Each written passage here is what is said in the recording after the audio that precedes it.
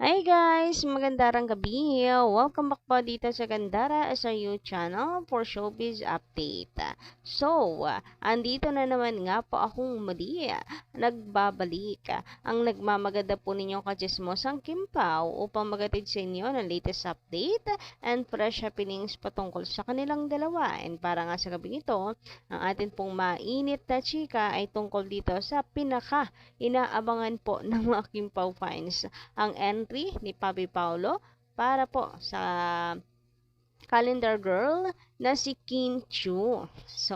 Sana nga meron pong pa-entry itong si Papi Paulo para naman happy ang lahat. Aabangan natin yan.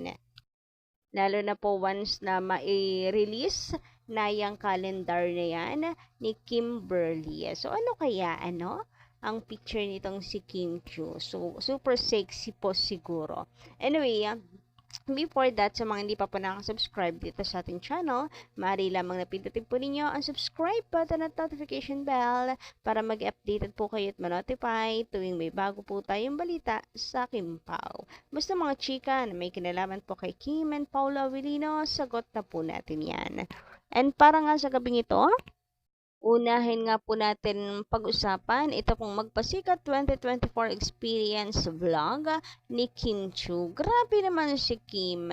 May panahon, may oras pa din talaga sa pagbablog. Pero yun napapagsabay niya, multitasking talaga tong si Kimi, no? Grabe yung pagod na niya dito ha, pero nakapag-vlog pa rin. Kahit pa sabihin po natin na may videographer po siya. Sa pagod guys, hindi ko na kaya mag-entertain ng dami pang chuchuchung ganyang ganapa. Kung sa bagay, ito po ay journey pa rin ni Kim Chu, another unforgettable experience, kaya siguro kanya pong nirecord for remembrance since ito nga po ay Magpasikat 2024 naman, anniversary ng Showtime. So, she want to share and save the experience. So, from rehearsal to hanggang po sila manalo, maging champion. Isang rin po yan, isang paalala rin ng kanilang hirap at dedikasyon bago po nila nakuha yung kanilang reward, bago po sila mag-champion. A reminder na ito muna yung hirap na kanilang pinagdaanan. So, ito nga po ang paanyaya ni Kim Chu.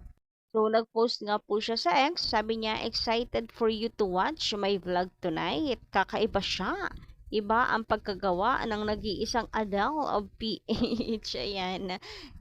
Nakapagtripan na naman si Adele. Anyway, as of 10:59 p.m., ito po yung 2 hours ago, meron na po siyang 15,000 views. Kaya guys, sugod na po kayo at panoorin itong latest vlog ni Kimi. Baka hindi niyo pa po alam, up na po ito sa kanyang YouTube channel.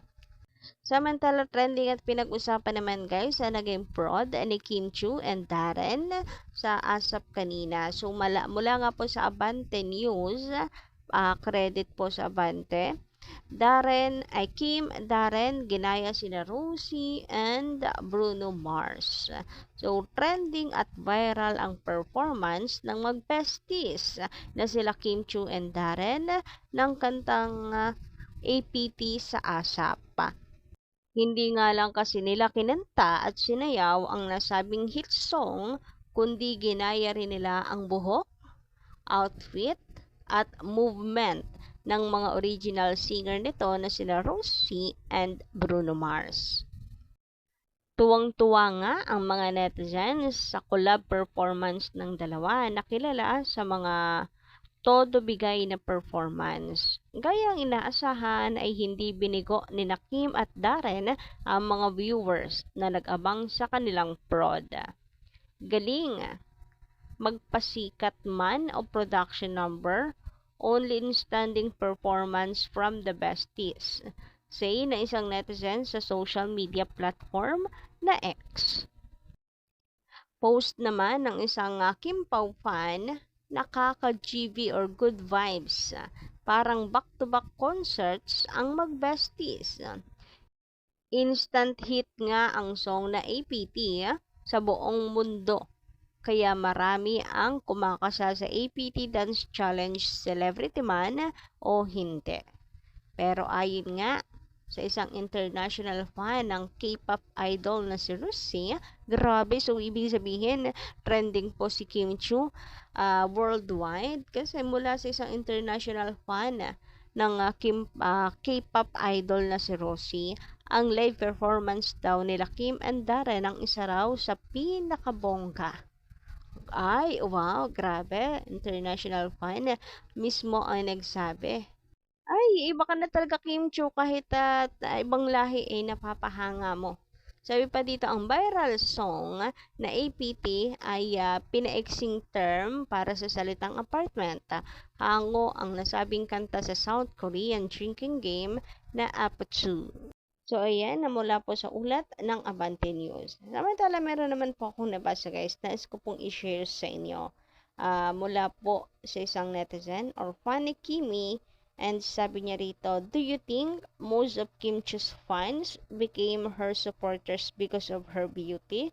Ako? Kung akong tatanungin mo, I don't think so. As in, kasi hindi lang naman po sa ganda ni Kim Chiu. Hahangaan mo siya dahil sa pagkabuti niya at pagkahusay niya bilang actress. Anyway, sabi pa dito, I don't think so then. We were drawn to her personality, her charm, her being an absolute live wire, her generosity, and her resilience. Daming mas magaganda sa showbiz, but has zero charisma. So, 1001% correct po ang sabi niyo dito. Tunay yan. Napakarami pong artista ha. Kung ganda lang po ang ating pag-uusapan. Napakaraming magagandang artista pero hindi naman yan lahat sikat at may maraming fandom dahil nga walang karisma eh. Hindi po nakuha ang puso ng mga fans, ng mga netizen. And usually, nakukuha po ang puso ng mga netizens because of attitude and husay sa pag-arte. Hindi lang po yan ganda-ganda. Eh kung maarte ka naman, kung ubod ka naman ang sama ng ugali, eh wala talagang hahanga sa'yo. Unlike Kimi na talagang hindi ka mahihiyang lumapit sa kanya kasi hindi siya suplada. Lagi nga pong nakakawayan kahit antok pa, kahit po pagod na pagod, ngingitian ka, kakawayan ka. In short, hindi siya snob na artista dahil napaka-humble po niya kahit ang totoo niyan ay superstar na si Kim Chiu. Pang-international na. Hindi po siya nakakalimot. Siya po ay mabait, lalong higit na sa kanyang mga fans. Samantala, dumako naman po tayo dito sa picture nito ni River Cruz to kung saan hawak-hawak po niya yung calendar ng San Miguel po ata. Ito, kung hindi ako nagkakamali. Basta wag na natin i-promote.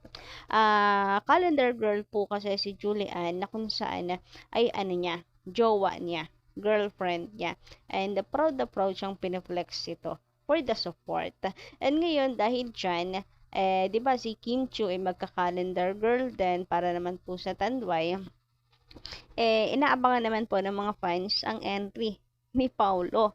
Na kung sana may paganitong picture din si Papi Paulo. Proud siyang piniflex ang calendar from Tanduay bilang suporta po kay Kimi. Naku, maganda yan. Sana nga po guys, once na ma-release na yung calendar na yan, ng Tantuay na kung saan si Kim Chiu nga po ang kanilang cover ay magkaroon ng entry si Papi Paulo. Baka naman Papi Pau konti nga support naman dyan. Yung hindi pala konti kasi over to the highest level na talaga yan kapag Flinex kinopya ginaya po ni Papi Pau itong si Raver, as in very proud kay Kimi. Nako, ay very excited na po ako dyan. Papi Pau, baka naman. Anyway, kayo guys, anong inyong masisaya patungkol po dito? Kayo rin ba umaasa? Sana may paganitong picture din si Papi Paulo. Pineflex as ang pagiging calendar girl ni Kimi bilang suporta. So, pa-comment ka lang po dyan sa baba kung gusto nyo rin. na mag-entry din itong si Papi Pao. So, yun lang po ang ating update sa gabi ito. Maraming salamat sa pakikinig. And don't forget to click the subscribe button and ang notification bell para po sa iba pang balita. Maraming salamat. Kita-kits po tayo sa susunod nating update.